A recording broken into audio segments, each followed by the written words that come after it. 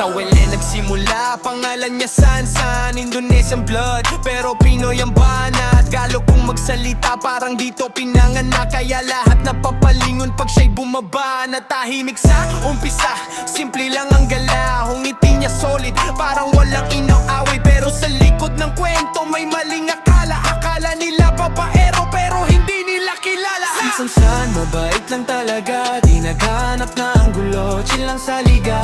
Doodle lover daw, yun ang bansag sa kanya. Pero puso niya totoo, walang halong drama. Si Sansan, mabait lang talaga, di naghanap ng gulo, chill lang sa liga.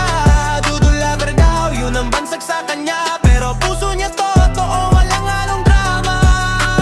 Di siya playboy, sadyang friendly lang. Kaya minsan napagkakamalan ng karamihan. Pero kung kilala mo siya, iba ang makikita. Respeto sa babae, yan ang kanyang dala. Sa Wela kilala, hindi lang sa laro, kundi sa ugali na hindi nagpapatalo. Kahit anong issue, di niya pinapansin. Kasi alam niya sarili niya, yun ang paninindigan din. Si Sansan, mabait lang talaga, di naghanap ng gulo, chill lang sa liga. Doodle lover daw, yun ang bansag sa kanya. Pero puso niya totoo, walang halong drama.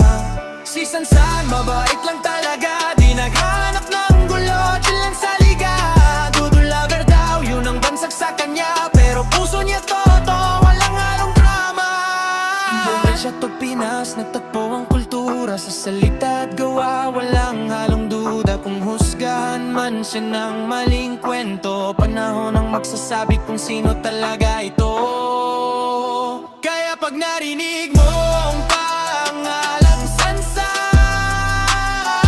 alamin mo muna bago ka humusga diyan.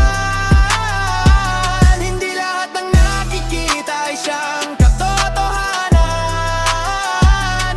Minsan ang tahimik, sila pa ang tunay na maaasahan. Si Sansan, mabait lang talaga, di naghanap ng gulo, chill lang sa liga.